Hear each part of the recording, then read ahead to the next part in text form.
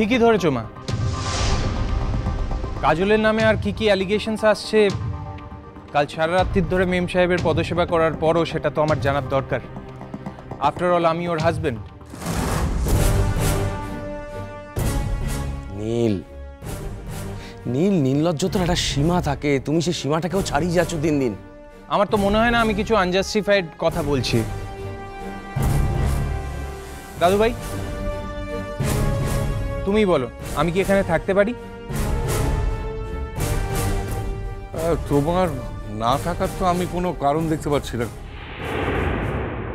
বাড়ির একজন মেম্বার অসুস্থ হয়ে পড়েছে, ডাক্তার তাকে দেখেছে কি, তার ডায়াগনোসিস করেছেন, সেই সব নিয়েই তো আলোচনা হচ্ছে। কিন্তু বাবা সেখানে তোমার থাকা না থাকা নিয়ে কেন এত আলোচনা হচ্ছে তাও বুঝতে পারছি না। আর ভূমির অসুস্থতার সঙ্গে কাজলেরই বা কি সম্পর্ক সেটাও তো আমি কিছু বুঝতে পারছি না।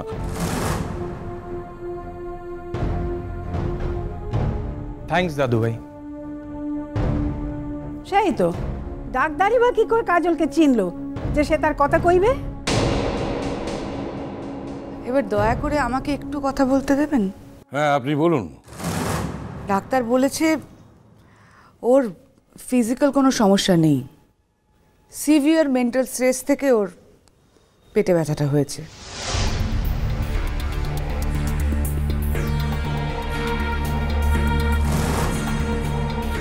এটাকে এখনই সারাতে না পারলে ভবিষ্যতে আমার মেয়েটা মেন্টাল পেশেন্টও হয়ে যেতে পারে।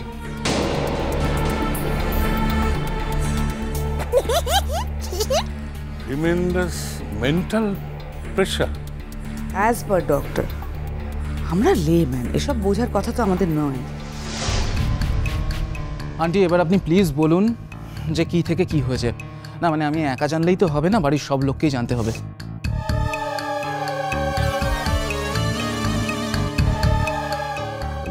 ম্যাডাম আমি বলছিলাম কি থেকে এরকমটা হলো আর কি। সেদিন রিসেপশনে আমার মেয়ে আমার অপমান সহ্য করতে পারেনি।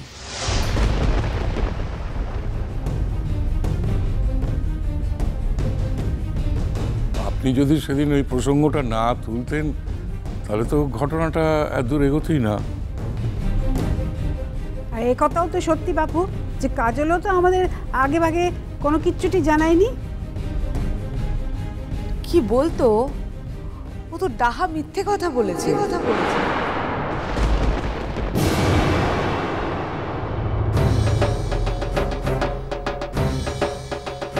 মিথ্যে কথা বলেছে? বলেছিলাম না তোকে ফাঁসাতে এসছে, এবার দেখ মর। এবার ওই শাকচুন্নি সারা রাত ধরে পাটে পেরেছি, চুলের মুঠে ধরে মুন্ডুতে ঠুকে দিতে ইচ্ছা করছে আমার।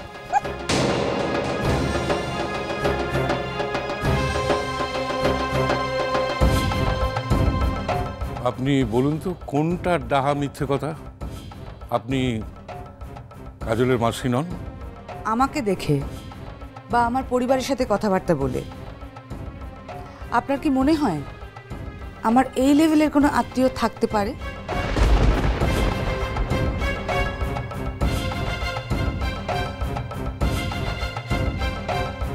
কেন ভাই, একজন বড় মানুষের কোনো দুস্থ আত্মীয় কি থাকতে পারে না?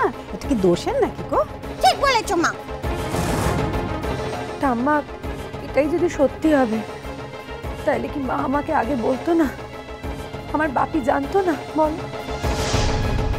তোমার বাপি যেটুকু জানার জেনেছে ভূমি, তুমি ছোট ছিলে তাই এই নোংরা কদর্য ব্যাপারটা নিয়ে তোমার সঙ্গে কোনো আলোচনা করিনি।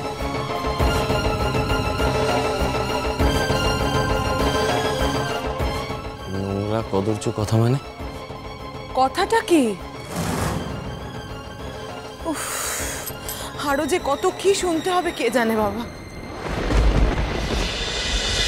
দেখুন সেদিন এই মেয়েটি অত বড় বড় কথা বলা সত্ত্বেও, ওর মা ওর পাশে থাকা সত্ত্বেও আমি কোনো প্রতিবাদ করিনি, একটা কথাও বলিনি। তার কারণ কাদা ঘাটলে শুধু পাঁকি বেরোয়।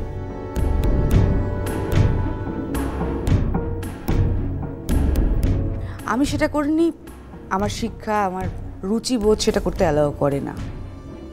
তাই এক হাট লোকের মাঝখান থেকে কোনটা সত্যি কোনটা মিথ্যে এটা না বলে আমি চলে গিয়েছিলাম।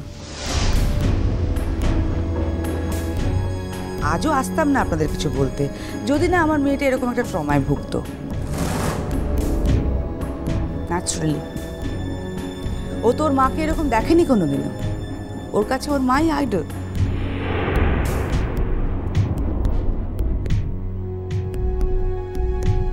আমার মনে হয় আমরা ইন্ট্রোডাকশনে অনেকটা সময় নষ্ট করে ফেলেছি। আই মিন আপনার আসল কথা, মানে আপনার যে সত্যি কথাটা, এবার সেটাই আসা যাক। Absolutely absolutely Neel, now coming to the point. ওর দিদা আমাদের বাড়িতে রাঁধুনি হয়ে এসেছিল due to my mother's illness.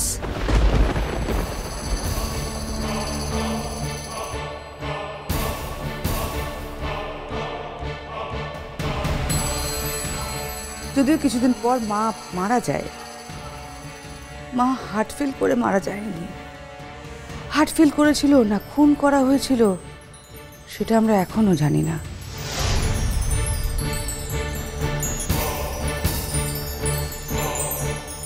তর্কের খাতিরে ধরে নিচ্ছি ন্যাচারাল ডেথ।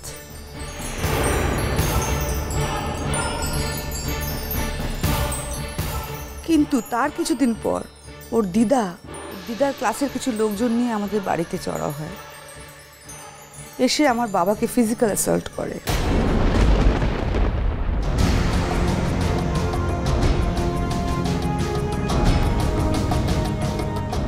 কি করে?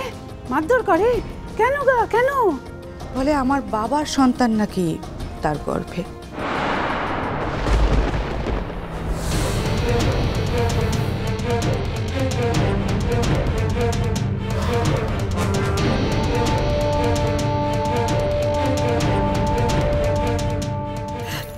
ছি ছি ছি ছি, বলো না, বলো না, এমন কথা বলো না, বলো না। প্লিজ প্লিজ ওকে ড্রামা করতে বারণ করুন প্লিজ। তারপর আমার বাপি তখন মা মরা আমাকে নিয়ে নাজেহাল অবস্থা আর কি। আমার কেয়ার করা, আমাকে স্কুলে পাঠানো, আমাকে খাওয়ানো, আমার মন ঠিক করা।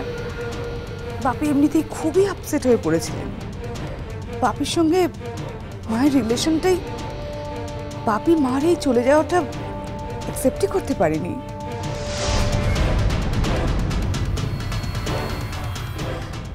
তারপরে এরকম একটা দুর্যোগ, আই মিন বিপর্যয়।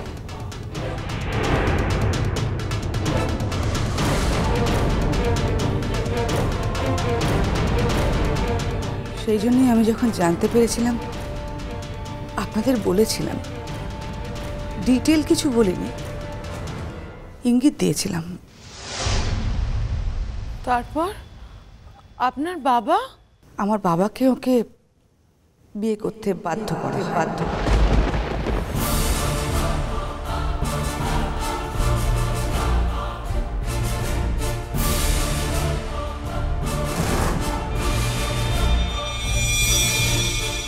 বলে আমার বাবার সন্তান নাকি তার গর্ভে।